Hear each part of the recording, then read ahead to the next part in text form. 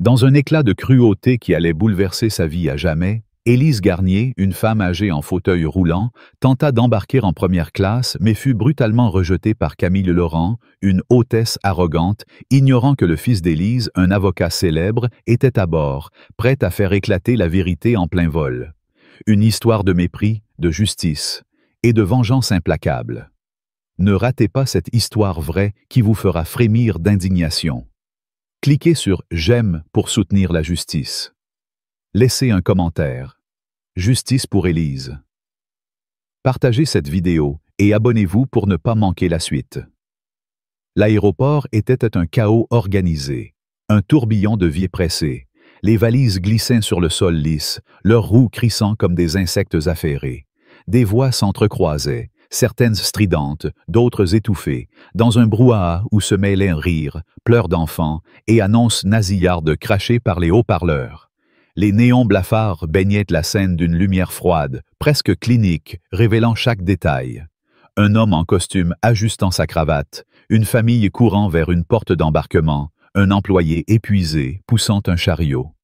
Au cœur de cette agitation, une silhouette se détachait, immobile, presque irréelle. Élise Garnier, une femme dans la soixantaine avancée, avançait avec une dignité qui semblait défier le tumulte. Son fauteuil roulant glissait doucement, ses roues tournant avec une précision mesurée.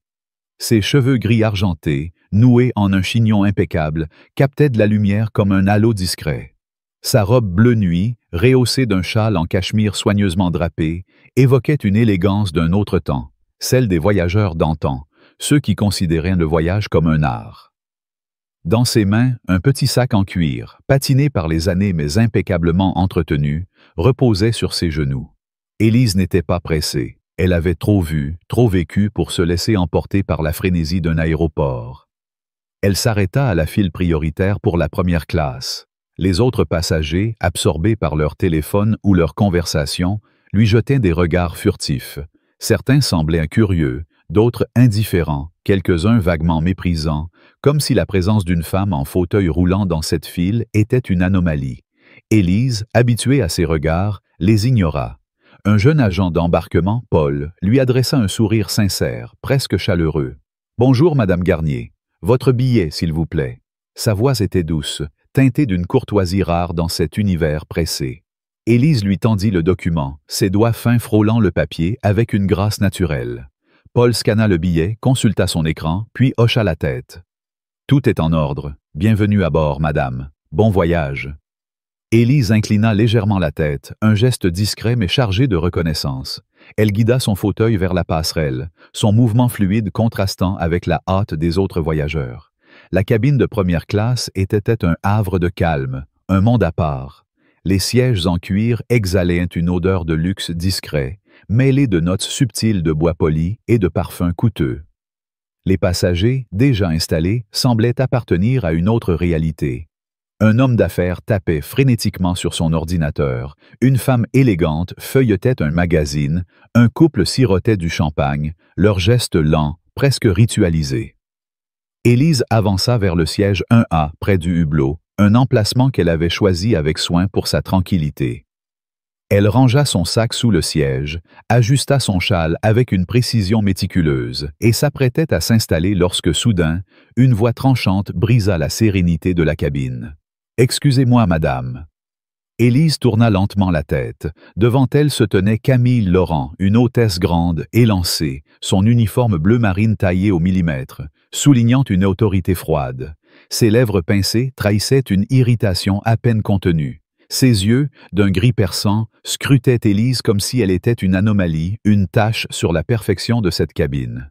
Camille croisa les bras, son badge scintillant sous la lumière tamisée, proclamant son nom et son rang. « Hôtesse senior. »« Vous êtes en première classe ?» demanda-t-elle, son ton sec, presque accusateur, comme si la question elle-même était une insulte.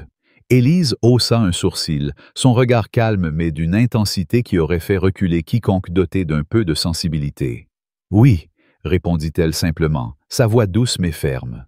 Camille plissa les yeux, jetant un coup d'œil au billet qu'Élise tenait encore dans ses mains. « Puis-je le voir ?» lança-t-elle, tendant une main impatiente, ses ongles vernis de rouge scintillant comme une menace. Élise, sans un mot, lui remit le document, observant l'hôtesse avec une sérénité déconcertante. Camille examina le billet, ses doigts serrant le papier comme si elle cherchait une excuse pour le déchirer. Le nom correspondait. Le siège correspondait. Tout était en ordre. Pourtant, son visage se durcit, ses lèvres esquissant un sourire crispé, presque méprisant. Simple vérification, marmonna-t-elle, rendant le billet avec un geste brusque. Élise hocha la tête, comprenant parfaitement ce qui se passait. Ce n'était pas la première fois qu'on remettait en question sa place. Son fauteuil roulant, son âge, son allure discrète semblaient crier à certains qu'elle n'appartenait pas à cet univers de privilèges. Elle avait vu ces regards toute sa vie. Ceux qui jugent dans un instant, qui décident qui mérite et qui ne mérite pas. Mais Élise n'était pas de celles qui se laissent intimider. Elle s'installa dans son siège, ajustant son châle avec une grâce qui contrastait avec l'agressivité de Camille. Elle tourna les yeux vers le hublot où les lumières de l'aéroport scintillaient dans l'obscurité naissante. Les moteurs de l'avion vrombirent, un grondement sourd annonçant le départ imminent. Mais Camille ne s'éloigna pas. Elle resta là, plantée au milieu de l'allée, ses talons claquant légèrement sur le sol. Ses bras croisés, sa posture rigide, elle semblait attendre quelque chose, comme si la simple présence d'Élise était une provocation. Les autres passagers, sentant la tension, commencèrent à lever les yeux. Un homme d'affaires, Marc, la cinquantaine, ajusta ses lunettes, son regard passant de Camille à Élise avec une curiosité croissante. Une jeune femme, Sophie, murmura quelque chose à son voisin, un étudiant nerveux qui tripotait son téléphone. Une autre passagère, Claire, une femme dans la quarantaine, serra les poings, son visage rougissant d'une indignation naissante. Camille, ignorant ses regards, se pencha légèrement vers Élise. « Madame, je suis désolé, mais ce siège n'est pas pour vous. » Élise tourna lentement la tête, son regard toujours aussi calme, mais d'une intensité qui semblait transpercer Camille. « Mon billet indique un A, » répondit-elle, sa voix posée, chaque mot pesé avec soin. Camille croisa les bras plus fort, un rictus narquois déformant ses lèvres. « Je sais ce que dit votre billet, » rétorqua-t-elle, sa voix dégoulinant de condescendance. « Mais ce siège est réservé à un certain type de passager. » Un silence lourd, presque palpable, s'abattit sur la cabine. Les mots de Camille, chargés de sous-entendus, résonnèrent comme une gifle verbale. Marc fronça les sourcils, son stylo suspendu au-dessus de son carnet, comme s'il hésitait à noter ce qu'il venait d'entendre. Sophie écarquilla les yeux, choquée, murmurant à son voisin. « Elle a vraiment dit ça? » Claire, incapable de se retenir, serra les accoudoirs de son siège, son souffle court. Élise, elle, ne bougea pas. Elle croisa les mains sur ses genoux, son expression inchangée, mais ses yeux brillaient d'une lueur indéfinissable, un mélange de déception et de défi. « Et quel type de passager suis-je » demanda-t-elle, sa voix douce mais tranchante, comme une lame dissimulée dans un gant de soie. Camille vacilla, déstabilisée par ce calme olympien. Elle s'attendait à des protestations, à de la confusion, à une capitulation rapide. Mais Élise ne lui offrait rien de tout cela. Son assurance, son refus de plier étaient une insulte à l'autorité de Camille. « Écoutez, madame, » siffla-t-elle, son ton plus sec, presque venimeux. « Je ne veux pas faire d'histoire. Déplacez-vous, c'est tout. » Un murmure parcourut la cabine, un bourdonnement de voix étouffée. Marc sortit discrètement son téléphone, activant la caméra, son visage crispé par une indignation contenue. Sophie chuchota « C'est scandaleux, elle n'a aucun droit. » Claire, n'y tenant plus, lança d'une voix tremblante. « Comment osez-vous lui parler ainsi? Cette femme n'a rien fait. » Camille se tourna vivement vers Claire, ses yeux lançant des éclairs. « Madame, ceci ne vous concerne pas, » aboya-t-elle, sa voix résonnant dans la cabine.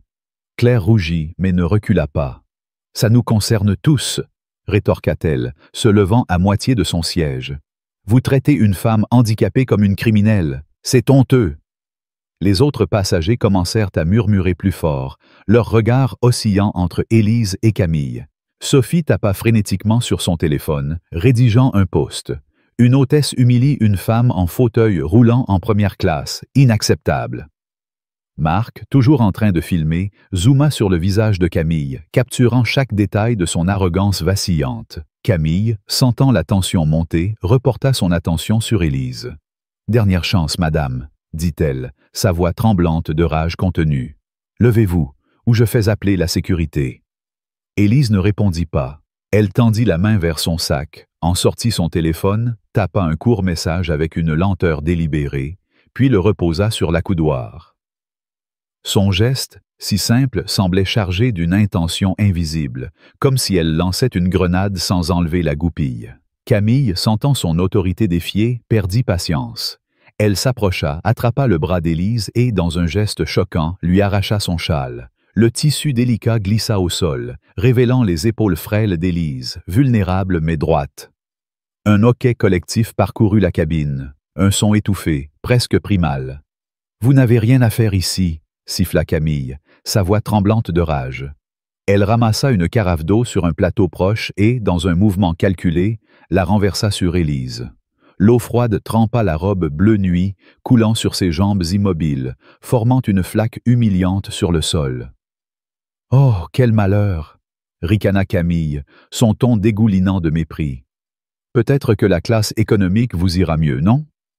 Les passagers étaient pétrifiés. Marc, son téléphone toujours en main, filmait avec une intensité froide, son visage crispé par l'indignation. Sophie murmura « C'est inhumain, elle est monstrueuse !» Claire bondit de son siège, criant « Vous êtes une honte! Comment osez-vous » Élise, trempée, le visage impassible, redressa la tête. Sa joue était légèrement rougie par la poigne brutale de Camille, mais ses yeux brillaient d'une force indomptable, une lueur qui semblait dire « Tu viens de signer ta perte ». Elle ne cria pas, ne pleura pas. Elle croisa simplement les mains, son regard fixé sur Camille, comme si elle voyait à travers elle, au-delà de son arrogance, au-delà de sa cruauté. Cette dignité silencieuse frappa la cabine comme un coup de tonnerre, un silence plus puissant que n'importe quel cri. Camille, sentant les regards brûlants des passagers, tenta de reprendre le contrôle. « Retournez à vos places !» ordonna-t-elle, sa voix vacillante, comme si elle réalisait soudain l'ampleur de son geste. Mais personne ne bougea. Les murmures s'intensifièrent, un bourdonnement menaçant, comme une tempête sur le point d'éclater. Marc zooma sur le visage de Camille, capturant chaque détail de son assurance vacillante. Sophie, toujours sur son téléphone, voyait son post partagé par des dizaines de personnes, les commentaires s'accumulant. « Scandale! Cette hôtesse doit être virée. » Soudain, une voix s'éleva, hésitante mais claire, brisant la tension. « Y a-t-il un problème? » C'était Emma, une jeune hôtesse, à peine sortie de formation. Ses joues étaient rouges, ses mains tremblantes, mais son regard trahissait une volonté d'apaiser la situation. Contrairement à Camille, elle semblait humaine, vulnérable. Camille se tourna vers elle, ses yeux lançant des éclairs. « Retourne à ton poste, Emma !» aboya-t-elle, sa voix résonnant comme un fouet. Emma recula, intimidée, mais son regard resta fixé sur Élise, comme si elle cherchait à s'excuser en silence. Élise lui adressa un léger sourire, presque imperceptible, mais chargé d'une gratitude silencieuse. Ce petit geste, si simple, sembla amplifier la tension, comme si la cabine entière retenait son souffle. Camille, sentant son autorité s'effriter, commit une erreur fatale. Elle s'approcha d'une autre passagère, une jeune étudiante nommée Léa, assise à quelques rangées. Léa, timide, serrait un livre contre sa poitrine, ses lunettes glissant sur son nez, essayant désespérément de se faire invisible. Camille, cherchant à réaffirmer son pouvoir, pointa un doigt accusateur. « Et vous, arrêtez de me dévisager » siffla-t-elle. « Si vous avez un problème, descendez à l'atterrissage. » Léa blêmit, ses yeux s'emplissant de larmes. Elle baissa la tête, ses mains tremblantes serrant son livre comme un bouclier. Un silence choqué envahit la cabine, un silence si lourd qu'il semblait étouffer l'air. Claire bondit de son siège, sa voix tremblante de rage. « Vous menacez une gamine maintenant ?» cria-t-elle, ses poings serrés. « Vous êtes un monstre !» Marc, toujours en train de filmer, murmura à son voisin. « Elle creuse sa propre tombe. » Sophie, à côté, tapa frénétiquement sur son téléphone, son poste désormais partagé par des centaines de personnes. « Cette hôtesse vient d'humilier une femme en fauteuil roulant et menace une étudiante !» écrivit-elle, sa colère palpable dans chaque mot. Un autre passager, Pierre, un homme âgé au visage buriné, secoua la tête. « C'est une honte pour la compagnie, une honte pour nous tous. » Camille, acculée, sentit la panique monter comme une vague.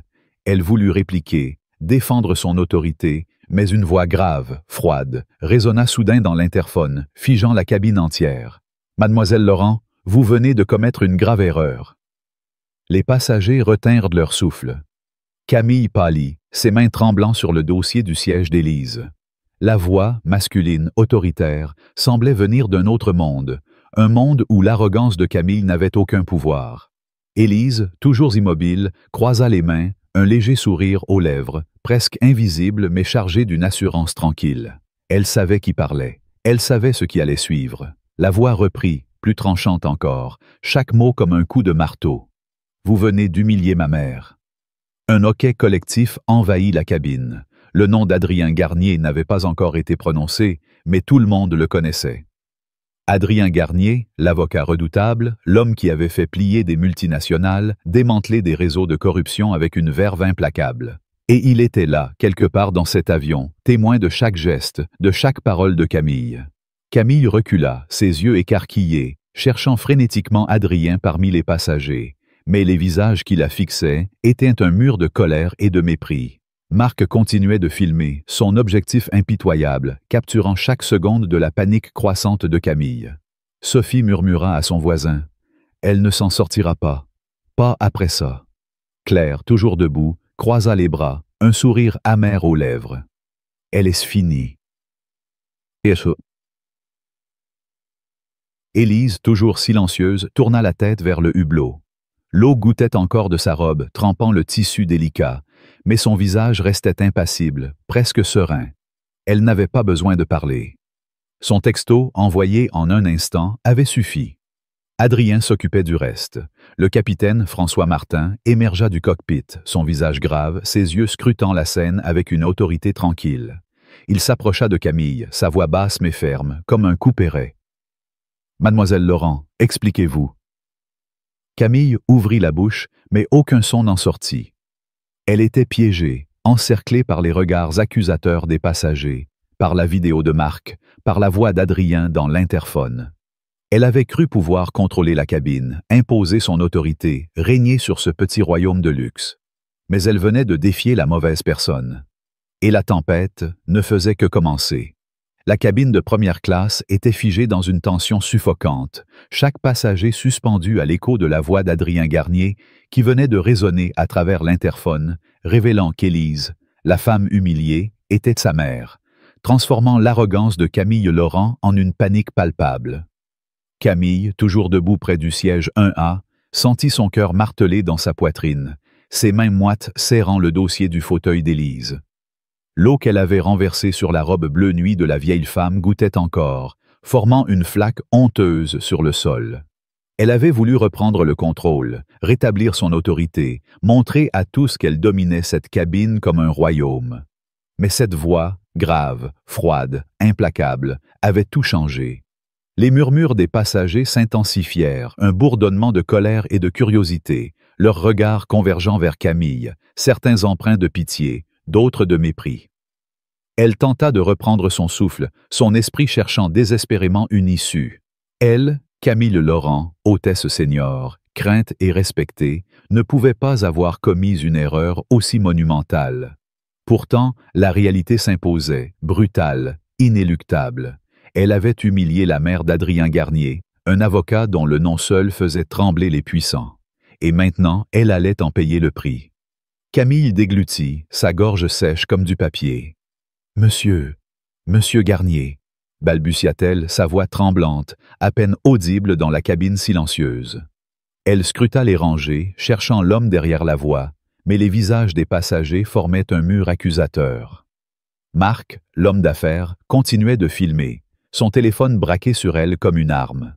Sophie, la jeune femme à ses côtés, tapait frénétiquement sur son écran. Son post sur les réseaux sociaux, déjà partagé par des centaines de personnes, les commentaires s'accumulant. « Honteux!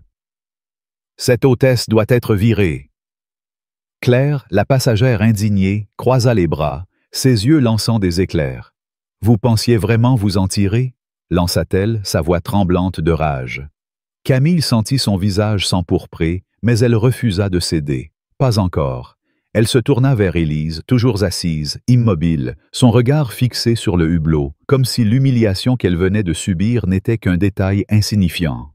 Cette sérénité, cette dignité inébranlable, rendait Camille folle de rage. Comment osait-elle rester si calme? Comment osait-elle ne pas supplier, ne pas s'effondrer? Camille ouvrit la bouche pour parler, mais l'interphone grésilla à nouveau, et la voix d'Adrien revint, plus tranchante encore. « Mademoiselle Laurent, dit-il, chaque mot comme un coup de poignard. Vous avez non seulement humilié ma mère, mais vous avez aussi menacé une jeune femme sans défense. Confirmez-le. » Un silence étouffant envahit la cabine. Les passagers retinrent leur souffle, leurs yeux passant de Camille à Léa, l'étudiante timide qu'elle avait agressée quelques minutes plus tôt. Léa, toujours recroquevillée sur son siège, serrait son livre contre sa poitrine, ses lunettes embuées par les larmes qu'elle tentait de retenir. Camille sentit son estomac se nouer. Elle voulut nier, minimiser, mais le poids des regards et du téléphone de Marc, toujours braqué sur elle, la clouait sur place. « Je n'ai pas menacé, balbutia-t-elle, sa voix tremblante. J'essayais juste de maintenir l'ordre. » Un rire sec, presque cruel, résonna dans l'interphone. « Maintenir l'ordre », répéta Adrien, son ton chargé d'une ironie glaciale. « En jetant de l'eau sur une femme handicapée, en menaçant une étudiante qui n'a rien fait, vous appelez cela maintenir l'ordre ?» Les passagers murmurèrent plus fort, leur voix formant un chœur de colère. Sophie secoua la tête, murmurant « Elle est pathétique. » Claire, toujours debout, pointa un doigt accusateur. « Vous êtes une honte pour cette compagnie », lança-t-elle, sa voix résonnant dans la cabine. Camille sentit ses jambes trembler. Elle se tourna vers le capitaine, François Martin, qui se tenait toujours à l'entrée de la cabine, son visage impassible mais ses yeux trahissant une gravité inquiétante. « Capitaine, » implora-t-elle, sa voix brisée. « Il y a eu un malentendu. Je pensais que le siège était... » François leva une main, coupant court à ses explications. « Un malentendu ?» répéta-t-il, son ton sec comme un couperet. « Vous avez renversé de l'eau sur une passagère, vous l'avez humiliée devant tout le monde, et maintenant, vous osez parler de malentendu ?» Camille sentit son cœur s'accélérer. Elle voulut répondre, mais l'interphone grésilla à nouveau. « Capitaine Martin, » dit Adrien, sa voix froide, autoritaire, « je vous demande de retirer mademoiselle Laurent de ses fonctions immédiatement. Elle ne doit plus interagir avec les passagers pour le reste du vol. » Un hoquet collectif parcourut la cabine. Retiré de ses fonctions, en plein vol, c'était une humiliation sans précédent, un châtiment que Camille n'avait jamais vu infliger, même aux hôtesses novices. François hocha la tête, son expression inflexible. « Mademoiselle Laurent, suivez-moi. » Camille resta figée, incapable de bouger. « Capitaine, je peux m'expliquer, je... » François l'interrompit d'un geste brusque. Ce n'était pas une suggestion. À l'arrière, maintenant. Les passagers, jusque-là silencieux, commencèrent à murmurer plus fort, leur voix formant un grondement menaçant. Marc cessa de filmer un instant pour envoyer la vidéo à un collègue, avec un message. « Tu ne croiras jamais ce qui se passe sur ce vol. » Sophie, à côté, voyait son post exploser sur les réseaux sociaux, les commentaires s'accumulant. « Justice pour la vieille dame! Cette hôtesse est un monstre! » Emma, la jeune hôtesse, s'avança timidement, ses joues toujours rouges. « Capitaine, dois-je prendre en charge la cabine ?»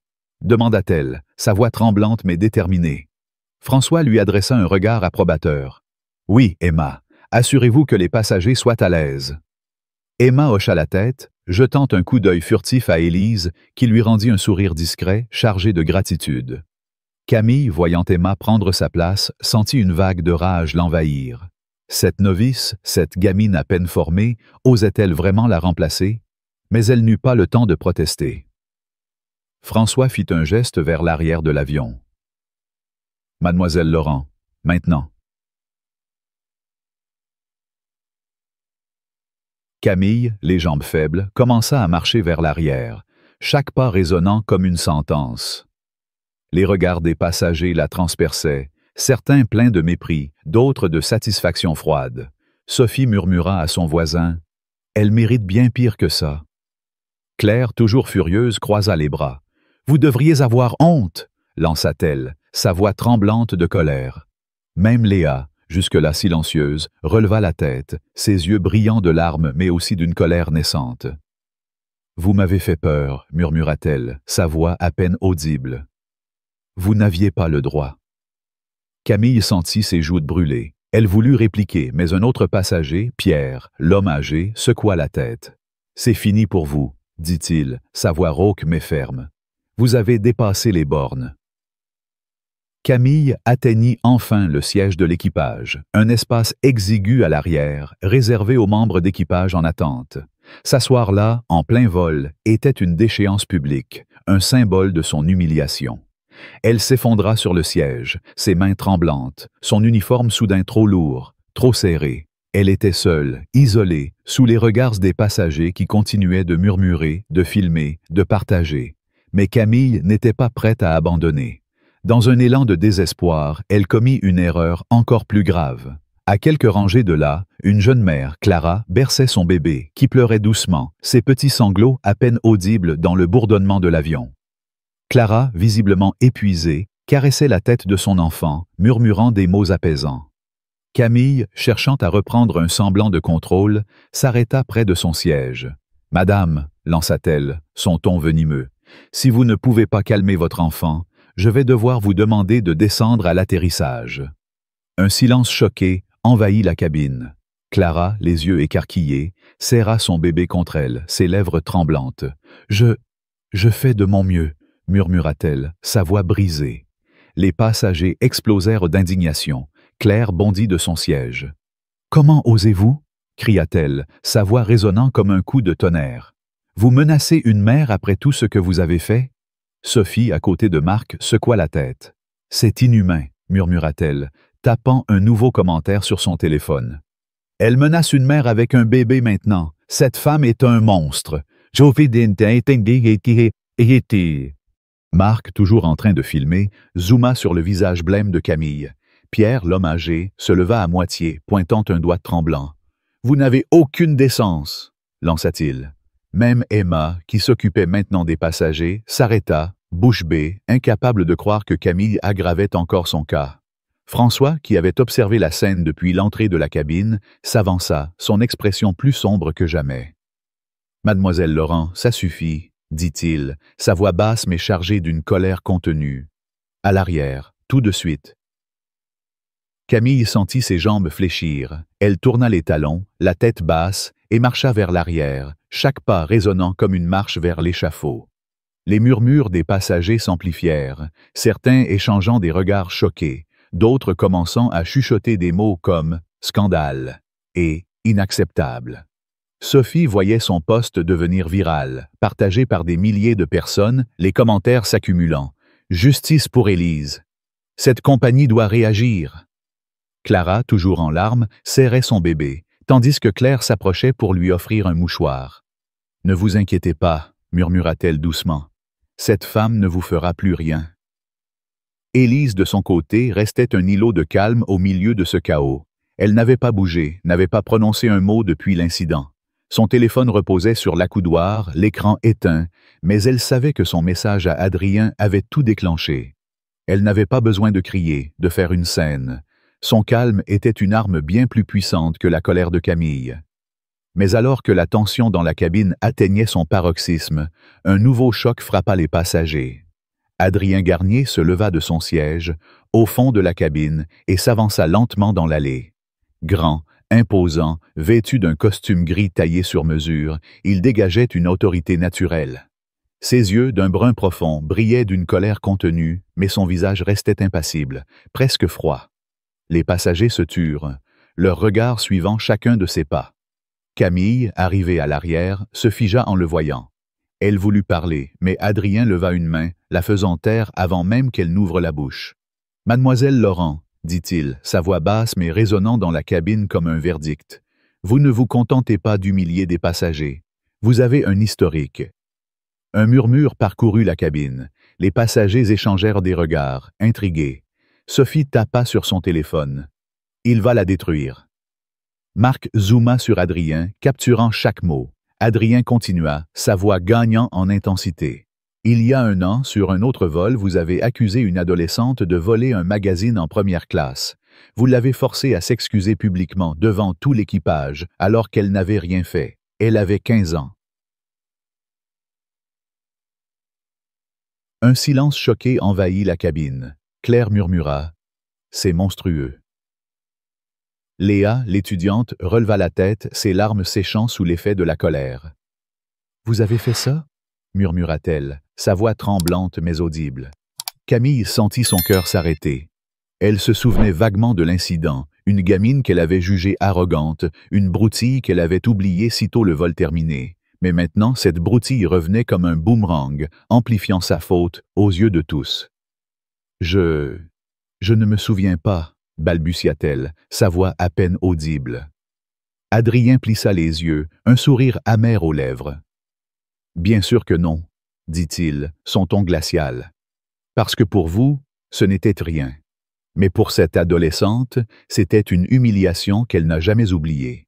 Et pour moi, c'est une raison de plus de m'assurer que justice soit rendue. » Il marqua une pause, laissant ces mots peser sur la cabine. Et ce n'est pas tout. Les passagers retinrent de leur souffle. Camille sentit une vague de nausée l'envahir. Que pouvait-il y avoir d'autre? Adrien se tourna légèrement vers Élise, son regard s'adoucissant un instant. « Ma mère, dit-il, sa voix tremblant légèrement pour la première fois, a survécu à un accident il y a 10 ans. Un accident causé par la négligence d'une compagnie que j'ai poursuivie en justice. Elle a perdu l'usage de ses jambes, mais pas sa dignité.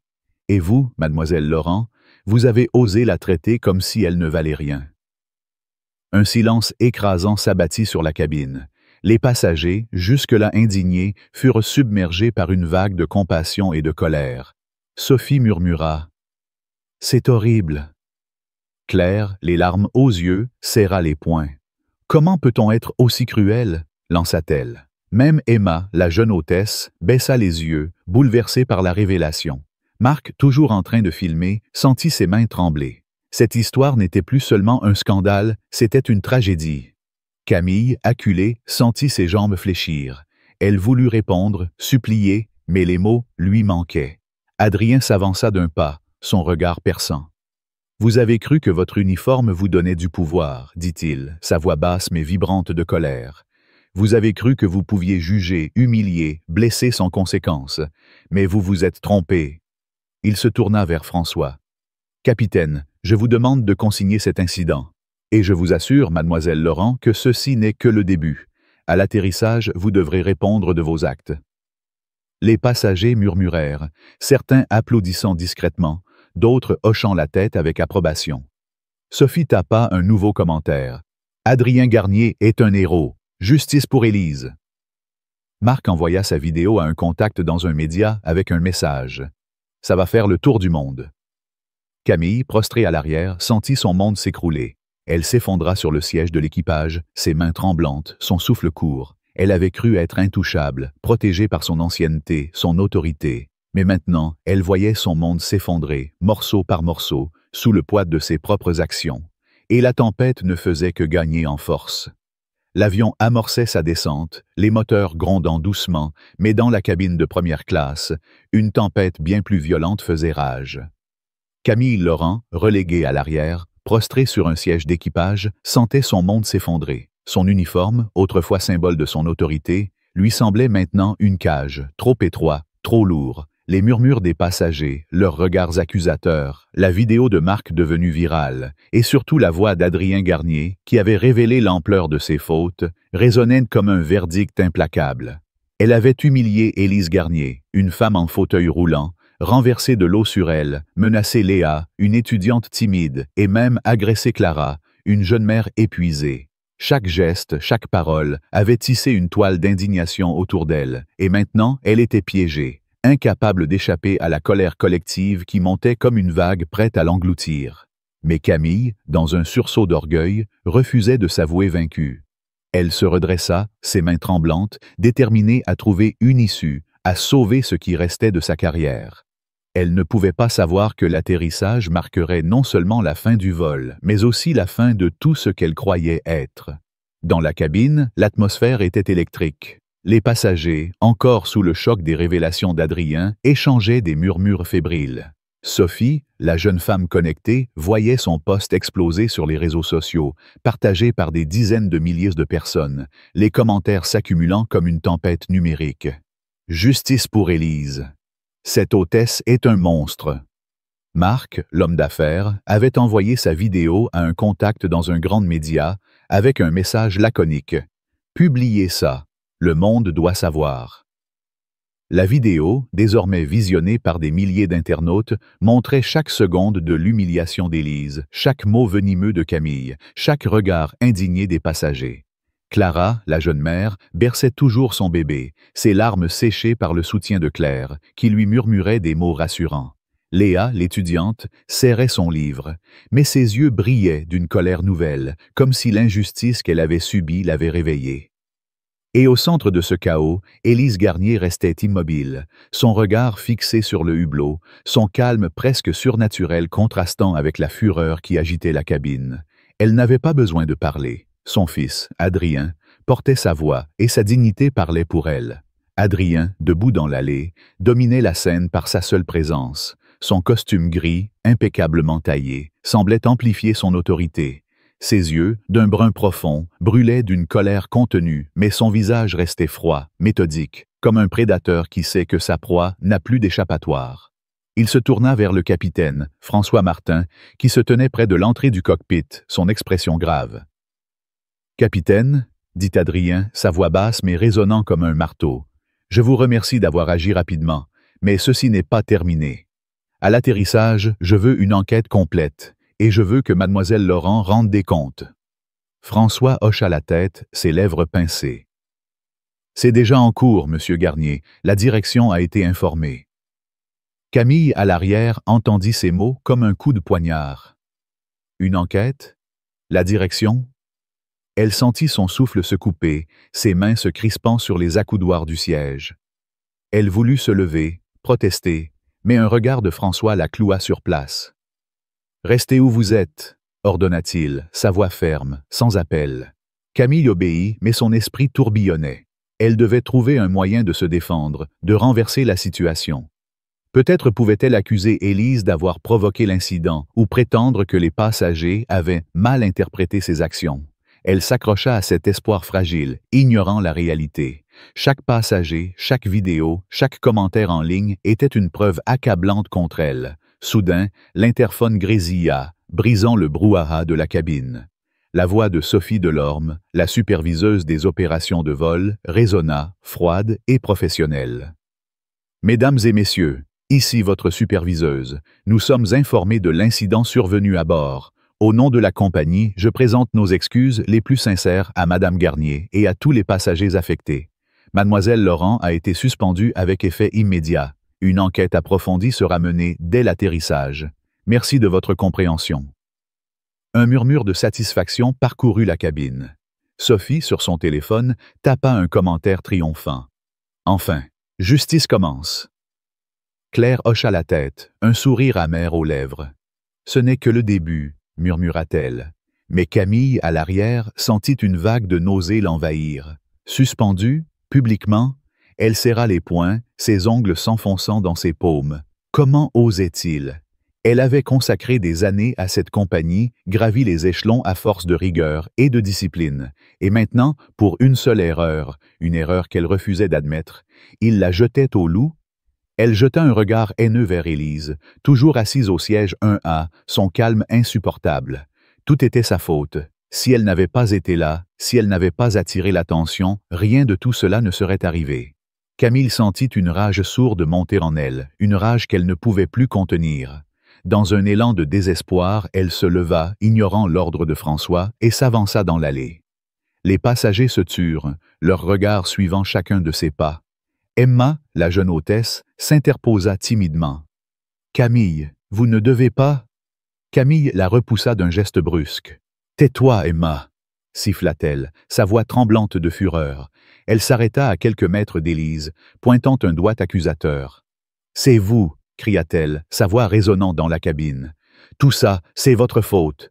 Vous avez tout manigancé pour me faire tomber. » Un silence choqué envahit la cabine. Les passagers, abasourdis, échangèrent des regards incrédules.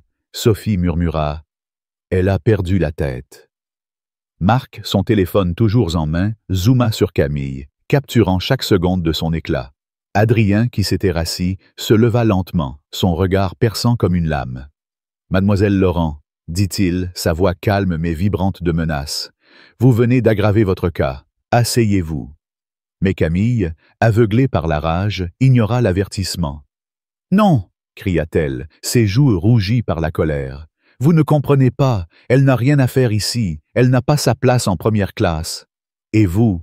Elle se tourna vers les passagers. « Vous êtes tous complices.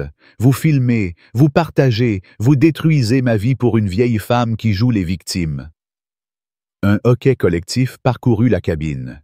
Claire bondit de son siège, furieuse. « Comment osez-vous » cria-t-elle, sa voix tremblante de rage. « Vous l'avez humilié, vous lui avez jeté de l'eau dessus, et maintenant vous l'accusez ?» Sophie, à côté, tapa frénétiquement sur son téléphone. « Elle accuse Élise maintenant. Cette femme est folle. » Léa, jusque-là silencieuse, releva la tête, ses yeux brillants de colère. « Vous m'avez menacée, » dit-elle, sa voix claire malgré son tremblement. « Vous avez terrorisé une mère avec son bébé, et vous osez parler de victime ?» Camille vacilla, déstabilisée par l'unanimité de la colère contre elle. Elle voulut répliquer, mais Adrien s'avança, son imposante silhouette dominant l'allée. « Mademoiselle Laurent, » dit-il, sa voix basse mais coupante comme une lame. « Chaque mot que vous prononcez est une preuve supplémentaire contre vous. Vous avez humilié ma mère, menacé des passagers, et maintenant, vous essayez de rejeter la faute sur elle ?» Il marqua une pause, laissant ces mots peser sur la cabine. « Vous n'avez aucune idée de qui est ma mère. » Les passagers retinrent leur souffle, intrigués. Camille, les jambes tremblantes, sentit une vague de panique l'envahir. Que voulait-il dire? Adrien se tourna légèrement vers Élise, son regard s'adoucissant. « Ma mère, dit-il, sa voix teintée d'une émotion contenue, n'est pas seulement une survivante. Elle est une femme qui a consacré sa vie à aider les autres. Après son accident, elle a créé une association pour les droits des personnes handicapées, financée en secret avec ses propres économies. Elle a aidé des centaines de personnes à retrouver leur dignité, leur voix. Et vous, mademoiselle Laurent, vous avez osé la traiter comme si elle ne valait rien. » Un silence écrasant s'abattit sur la cabine. Les passagers, bouleversés, échangèrent des regards émus. Sophie murmura « C'est incroyable. » Claire, les larmes aux yeux, applaudit doucement, bientôt rejointe par d'autres. Marc, toujours en train de filmer, sentit son cœur se serrer. Cette révélation transformait Élise en une héroïne, rendant l'humiliation infligée par Camille encore plus odieuse. Emma, la jeune hôtesse, baissa les yeux, émue par la grandeur d'Élise. Même François, habituellement impassible, hocha la tête avec respect. Camille, acculée, sentit ses jambes fléchir. Elle voulut parler, nier, mais les mots lui manquaient. La vérité, révélée par Adrien, était un coup de massue. Élise n'était pas une simple passagère. Elle était une figure d'espoir, une femme dont la force dépassait de loin l'arrogance de Camille. Et maintenant, la cabine entière le savait. Sophie tapa un nouveau commentaire. « Élise est une héroïne. Camille doit payer. » La vidéo de Marc, désormais partagée par des millions de personnes, portait un nouveau titre. « Une hôtesse humilie, une héroïne handicapée. » L'avion toucha le sol, un léger soubresaut marquant l'atterrissage. Les passagers, toujours sous le choc, se préparèrent à descendre, mais leurs regards restaient fixés sur Camille. François s'approcha d'elle, sa voix ferme. « Mademoiselle Laurent, vous restez à bord jusqu'à ce que tout le monde soit descendu. Ensuite, vous serez escorté. » Mouche, ayez, doédiqué. Camille hocha la tête, incapable de répondre, ses yeux fixés sur le sol. Elle savait ce qui l'attendait, une enquête, une humiliation publique, peut-être la fin de sa carrière. Mais une petite partie d'elle s'accrochait encore à l'idée qu'elle pouvait se défendre, qu'elle pouvait convaincre quelqu'un, n'importe qui, de sa version des faits. Les passagers commencèrent à descendre, leurs murmures s'intensifiant à mesure qu'ils passaient devant Camille. Sophie lança un regard glacial, murmurant « Vous ne méritez pas cet uniforme. » Claire, soutenant Clara et son bébé, s'arrêta un instant. J'espère que vous réfléchirez à ce que vous avez fait, dit-elle, sa voix tremblante de colère. Léa, la dernière à passer, serra son livre contre elle, mais ses yeux brillaient d'une assurance nouvelle. « Vous m'avez fait peur, dit-elle, sa voix claire, mais je ne vous laisserai plus jamais m'intimider. » Élise, guidée par Emma, fut la dernière à descendre. Elle s'arrêta un instant près de Camille, son regard calme mais perçant. Pour la première fois depuis le début du vol, elle parla, sa voix douce mais d'une force indéniable. « Le respect, mademoiselle Laurent, n'est pas une question de statut. C'est une question d'humanité, vous l'avez oublié. » Ces mots, simples mais cinglants, frappèrent Camille comme une gifle. Elle voulut répondre, mais Élise s'éloigna, son fauteuil roulant glissant avec une dignité qui réduisit Camille au silence. À l'extérieur, l'aéroport était en ébullition. Une foule de journalistes, alertés par la vidéo virale, attendaient à la sortie de la passerelle. Des caméras, des micros, des flashs illuminaient de la nuit. Adrien, escortant sa mère, s'avança avec assurance, son visage impassible mais ses yeux brûlants d'une détermination froide. « Monsieur Garnier !» cria un journaliste brandissant un micro. « Allez-vous poursuivre la compagnie ?» Adrien s'arrêta, son regard perçant la foule. « Je poursuivrai quiconque permette à des abus comme celui-ci de se produire, dit-il, sa voix claire, résonnant dans la nuit. Ma mère mérite justice, tous les passagers de ce vol méritent justice. » Les flashs redoublèrent, capturant chaque seconde de la scène. Élise, à ses côtés, resta silencieuse, mais son calme parlait plus fort que n'importe quel discours. Derrière eux, Camille, escortée par 2 agents de sécurité, fut conduite à travers une sortie secondaire, loin des caméras, loin des regards, mais elle savait que ce n'était que le début. La vidéo, les commentaires, les révélations d'Adrien, tout cela la suivrait, une ombre qu'elle ne pourrait jamais effacer. Dans la foule, Sophie, Marc, Claire, Léa et Clara regardaient de la scène, leurs visages mêlant satisfaction et indignation. Ils savaient que justice serait rendue, non seulement pour Élise, mais pour tous ceux que Camille avait blessés. Et au milieu de ce chaos, une vérité s'imposait. La dignité d'Élise, sa force silencieuse, avait triomphé de l'arrogance de Camille. La tempête était terminée, mais ses échos résonneraient longtemps. L'histoire d'Élise Garnier, telle que racontée dans cette saga aérienne, est bien plus qu'un simple incident à bord d'un avion. C'est un miroir tendu à notre société, une réflexion profonde sur l'humanité, le respect et la responsabilité individuelle.